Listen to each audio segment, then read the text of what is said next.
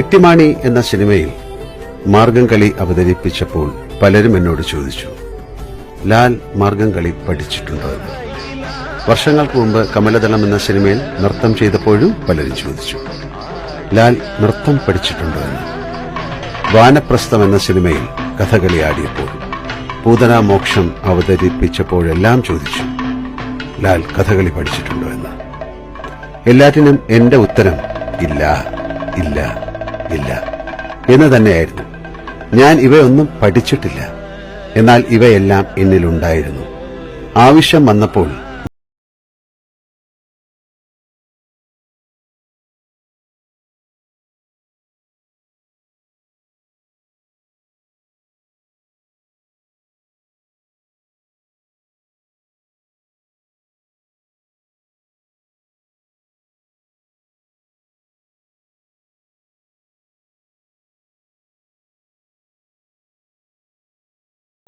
നരസിംഹം എന്ന സിനിമയിലും ആറാം തമ്പുരാനിലും നരനിലും താഴ്വാരത്തിലുമെല്ലാം ഞാൻ അവതരിപ്പിച്ചത് പൗരുഷ പ്രധാനമായ കഥാപാത്രങ്ങളായിരുന്നു. അവയ്ക്ക് ഘടകവിരുദ്ധമാണ് നേരത്തെ പറഞ്ഞ സ്ത്രൈണഭാവങ്ങൾ. രാജശില്പി എന്ന സിനിമയിൽ ശിവതാണ്ഡവം ആടുമ്പോഴും എന്നിൽ പൗരുഷമായിരുന്നു നിറയെ. എന്നാൽ നൃത്തത്തിനും മാർഗംകളിക്കും ചുവടുവയ്ക്കുമ്പോൾ, കഥകളിയിൽ പൂതനയായി കുഞ്ഞിനെ നെഞ്ചോട് ചേർക്കുമ്പോൾ എന്റെ ഉടലിലും ഉയിരിലും ഒരു സ്ത്രീയുടെ സമസ്ത സ്പന്ദനങ്ങളും പ്രവഹിക്കുന്നത് ഞാൻ അനുഭവിച്ചു. എന്റെ സർവകോശങ്ങളും നൃത്തം ചെയ്തു, വാത്സല്യം ചുടത്തി അതുവരെ അനുഭവിച്ചിട്ടില്ലാത്ത തലങ്ങളിലേക്ക്, ആനന്ദ മൂർച്ഛകളിലേക്ക് കുറച്ചുനേരമെങ്കിലും എത്താൻ എനിക്ക് സാധിച്ചു. ഒരു അഭിനേതാവിന്റെ ഏറ്റവും വലിയ ആനന്ദവും സൗഭാഗ്യവും ഇത്തരത്തിലുള്ള പരകായ പ്രവേശവും അതിന്റെ അനുഭവമാണെന്ന് ഞാൻ വിശ്വസിക്കുന്നു. ജീവിതത്തിൽ നമുക്ക് നമ്മളല്ലാത്ത പലതുമാകാൻ ആഗ്രഹമുണ്ട്. എന്നാൽ അവയൊന്നുമാകാൻ സാധിക്കാതെ മിക്ക മനുഷ്യരും മരിച്ചു പോകുന്നു. എന്നാൽ ഒരു നടന് ഇവയിൽ പലതും അല്പകാലത്തേക്കെങ്കിലും ആകാൻ സാധിക്കുന്നു. അയാൾ കള്ളനാകുന്നു, പോലീസുകാരനാവുന്നു, കൊള്ളത്തലവനാകുന്നു, വധശിക്ഷ കാത്തുകിടക്കുന്ന കൊലയാളിയാവുന്നു, രോഗിയാവുന്നു, എഴുത്തുകാരനാവുന്നു, കഥകളി നടനാകുന്നു, മേള വിദഗ്ധനാവുന്നു, ചരിത്ര കഥാപാത്രമാവുന്നു, അച്ഛനും മുത്തച്ഛനുമാവുന്നു, കണ്ണു കാണാത്തയാളും ഓർമ്മ നഷ്ടപ്പെട്ടയാളും ആവുന്നു, ചിലപ്പോൾ സ്ത്രീയുമാവുന്നു, ട്രാൻസ്ജെൻഡർ ആവുന്നു.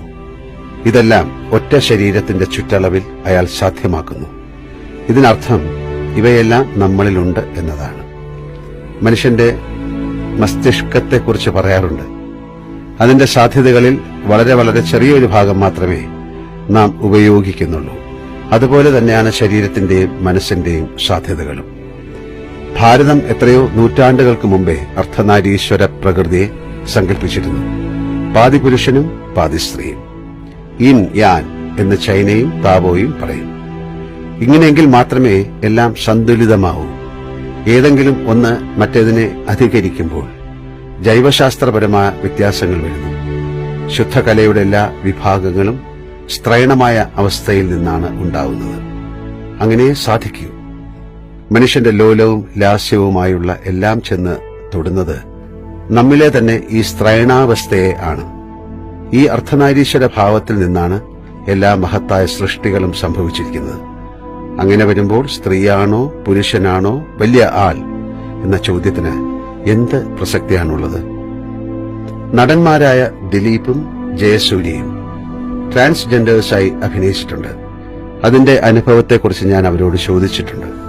രണ്ടുപേർക്കും അഭിനയത്തിന്റെ കാലാവധി കഴിഞ്ഞിട്ടും കുറച്ചുനാൾ ആ അവസ്ഥയിൽ നിന്ന് മോചിതരാവാൻ സാധിച്ചില്ല എന്ന് അവർ പറഞ്ഞു. ഇതും ഒരു അഭിനേതാവിന് മാത്രം സംഭവിക്കുന്ന കാര്യമാണ്. തന്റെ യഥാർത്ഥ ഭാവത്തിനപ്പുറത്തേക്ക് പോയി ഒരു ഹ്രസ്വകാലം അയാൾ ജീവിക്കുന്നു. പിന്നെയും ആ അവസ്ഥ അയാളിൽ തുടരുന്നു. ഒടുവിൽ അതിനെ കുടഞ്ഞു കളയാൻ അയാൾ മറ്റൊരു ഭാവത്തിലേക്ക് കൂടുവിട്ട് കൂടുമാറുന്നു. അങ്ങനെ വർഷങ്ങളോളം മാറി മാറി അയാൾ ഒടുവിൽ ചെന്നെത്തി നിൽക്കുന്നത് ശുദ്ധമായ ഒരു ശൂന്യതയിലാവും. അടിത്തട്ട് വരെ കാണുന്ന ഒരു തടാകം പോലെയായിരിക്കും അയാൾ, അല്ലെങ്കിൽ തീർത്തും തെളിഞ്ഞ ആകാശം പോലെ. അപ്പോൾ അയാളിൽ നിറയെ മൗനമായിരിക്കും. ആരോടും അയാൾക്ക് പരിഭവങ്ങൾ ഉണ്ടാവില്ല. ഒന്നുമാകാൻ ആഗ്രഹം ഉണ്ടാവില്ല. അഹങ്കാരം, അശേഷമുണ്ടാവില്ല. മത്സരഭാവം ഉണ്ടാവില്ല. ഈ പ്രകൃതിയുമായി ഭേദഭാവം പോലും ഉണ്ടാവില്ല. ഈ അവസ്ഥയാണ് ഞാനും തേടുന്നത്. അങ്ങോട്ടാണ് എന്റെയും യാത്ര. അവിടെ ഞാൻ എത്തിച്ചേരുമോ എന്നറിയില്ല. എങ്കിലും കൂടുവിട്ട് കൂടുമാറി ഞാൻ പറന്നുകൊണ്ടേയിരിക്കുന്നു. ആ പറക്കലിന്റെ ആനന്ദം തീരുന്നില്ല. തീരുമ്പോൾ ഞാൻ ആകാശത്തിൽ ഒരു മഴ മേഘത്തുണ്ടുപോലെ അലിഞ്ഞ് അലിഞ്ഞ് അപ്രത്യക്ഷമാവും. സ്നേഹത്തോടെ, മോഹൻലാൽ.